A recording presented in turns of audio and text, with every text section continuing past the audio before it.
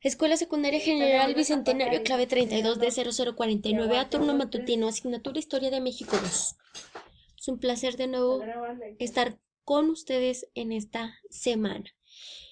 Vamos a comenzar a ver el contenido propio del texto. Se llama la identidad nacional.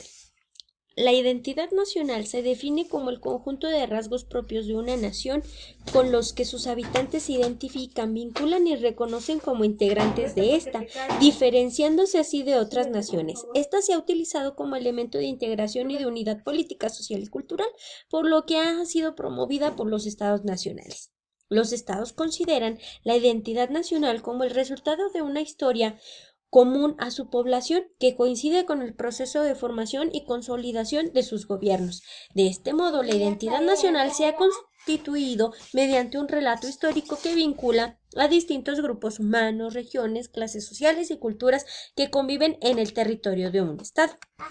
Si bien la población de las regiones de un país y más de un estado tan poblado y extenso como el mexicano tiene diferencias tanto en el aspecto cultural como social, también tiene rasgos comunes que le permiten tener arraigo. Una de las principales funciones de la identidad nacional es mantener unidos a los habitantes de un estado pese a sus diferencias.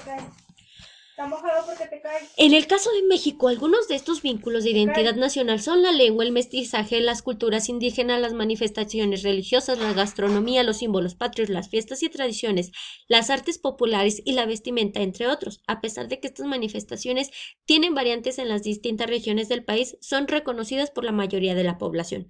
A estas expresiones de identidad se han sumado conmemoraciones de hechos y procesos históricos que han contribuido al desarrollo del Estado-Nación, por ejemplo, el grito de independencia, la batalla de Puebla, la promulgación de la Constitución de 1917, el Día de la Bandera, entre otros.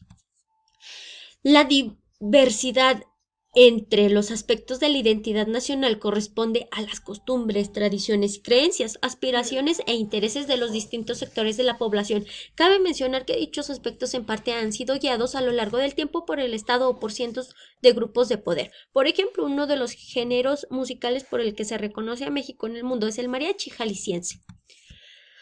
Este hecho está relacionado con la historia, pues este género fue promovido desde finales del Porfiriato, 1910, hasta el cardenismo, 1940, y después fue difundido por el cine nacional en la llamada época de oro, 1936-1960, así como mediante la radio dentro y fuera del país entre las décadas de 1940 y 1950. A continuación vamos a ver tres símbolos patrios que nos identifican como mexicanos a nivel nacional y a nivel mundial. El primero que nosotros tenemos es el escudo nacional. El escudo nacional data de una leyenda que viene de los mexicas o mexicas.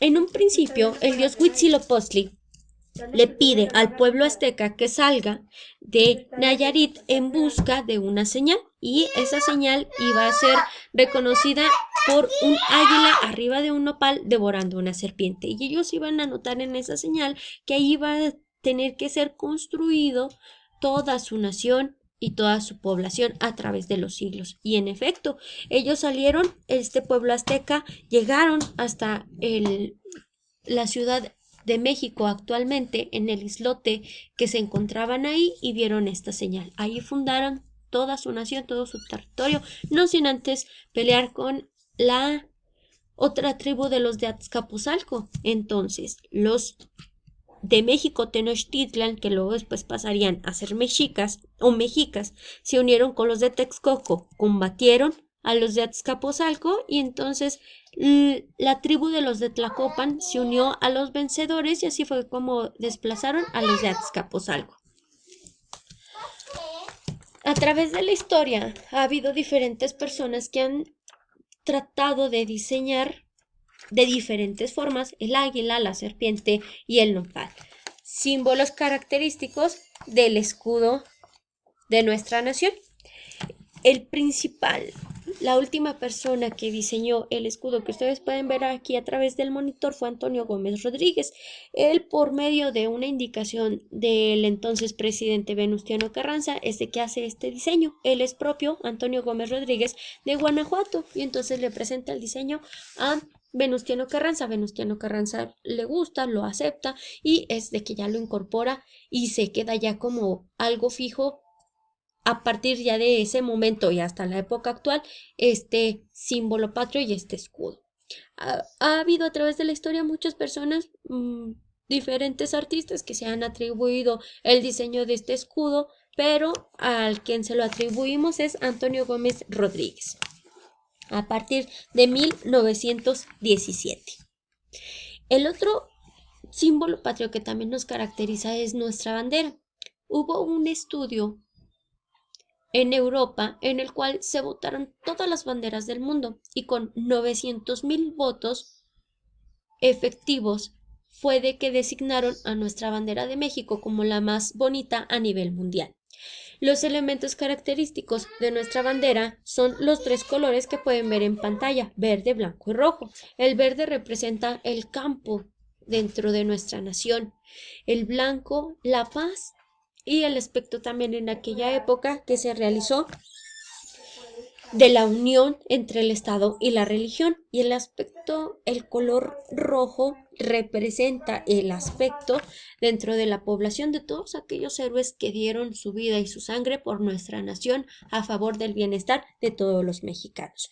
Y entonces, chicos, nuestra primera bandera que nosotros tenemos dentro de la historia ha habido de las diferentes tribus que estaban impresas dentro de la época prehispánica de las diferentes tribus en los diferentes territorios que son Ayudoamérica, Oasis América y Mesoamérica.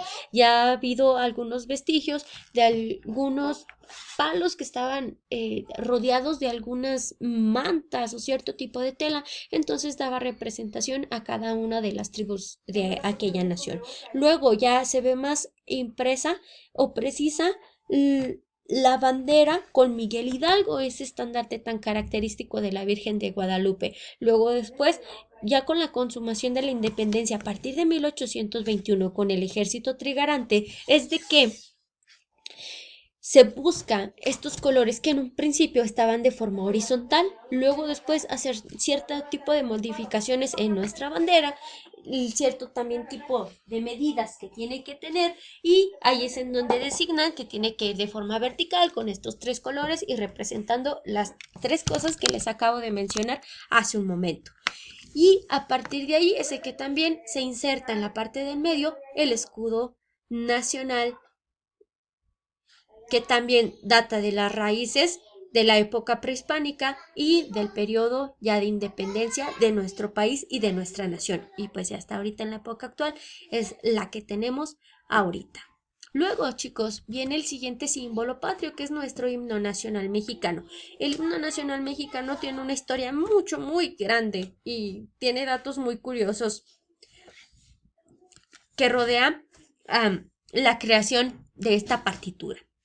En 1853, cuando Antonio López de Santa Anna ve que el ánimo está muy por debajo de los suelos dentro de los mexicanos, ya que perdimos más del 55% de nuestro territorio, tema ya visto en sesiones anteriores, pues es de que lanza una convocatoria para que exista de nuevo esa unión, esa identificación con algo muy característico de nosotros. Y entonces lanza dos convocatorias. Una para realizar los versos del himno nacional y otra convocatoria para realizar la música de dichos versos. Y entonces,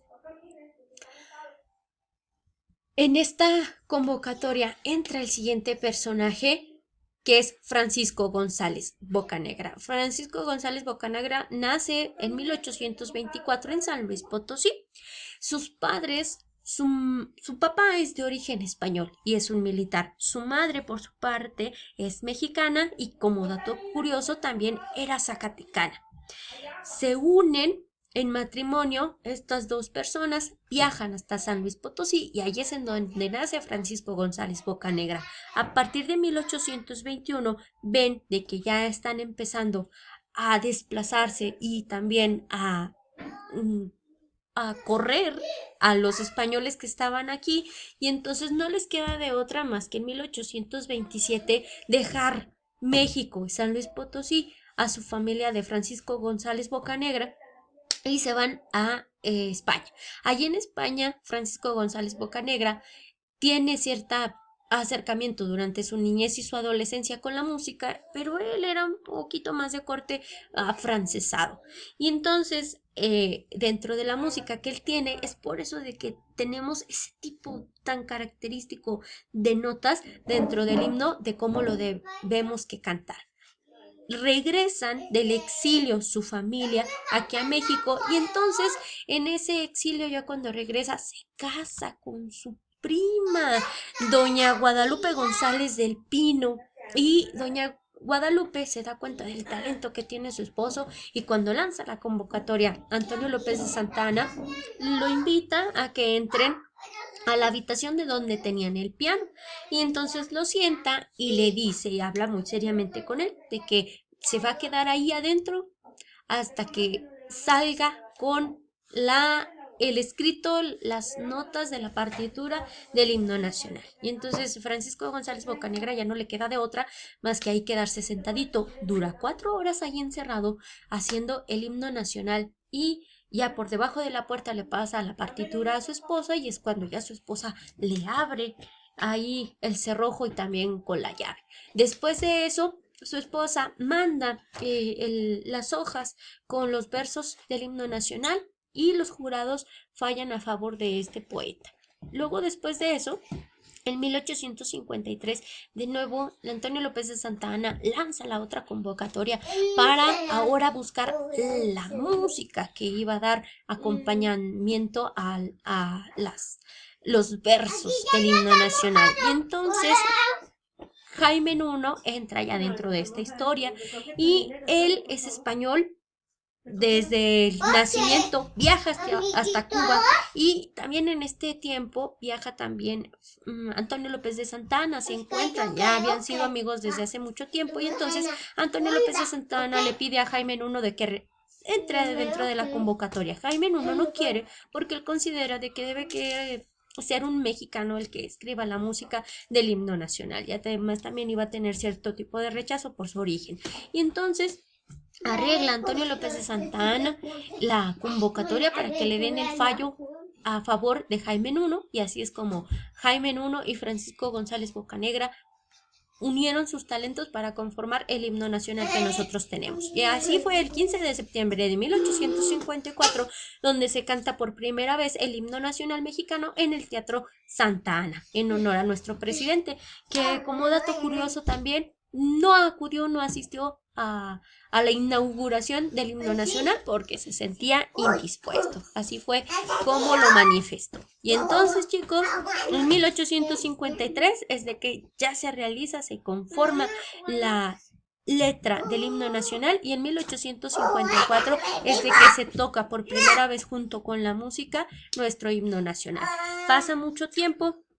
Ya con el porfiriato es de que él empieza, don Porfirio Díaz, a promover nuestro himno nacional cantándose en ceremonias cívicas donde él estaba presente y en algunas visitas que hacían en algunas partes de nuestro territorio también se comenzaba a tocar. Ya es con el presidente de la República, Adolfo López Mateos, de que ya implementa la estrategia dentro de nuestro país de que tiene que ser tocado y aprendido por toda la población mexicana en todas las escuelas y de forma muy respetuosa. Ahorita en la época actual existe un artículo en el cual tiene que dársele el respeto necesario al himno nacional y si tú cambias la letra del himno nacional o haces un tipo de baile con relación a ello, puedes obtener desde 36 horas de arresto hasta alguna multa económica. Bueno, y esos son los 3 símbolos que nos caracterizan como mexicanos. Y entonces, chicos, ¿qué hay de tarea para esta semana? Durante esta semana realizarás el dibujo de los 3 símbolos patrios que nos identifican como mexicanos: el escudo nacional, la bandera y el himno nacional. Puedes utilizar tus lápices de colores, tu lápiz, tus bolígrafos, lo que tú quieras y gustes y mandes para poder realizarlo. Que voy a estar calificando el dibujo del escudo, el dibujo de la bandera, el dibujo de la partitura del himno nacional, tu creatividad y la entrega en tiempo y forma. Fue un placer haber estado contigo y que tengas una excelente semana.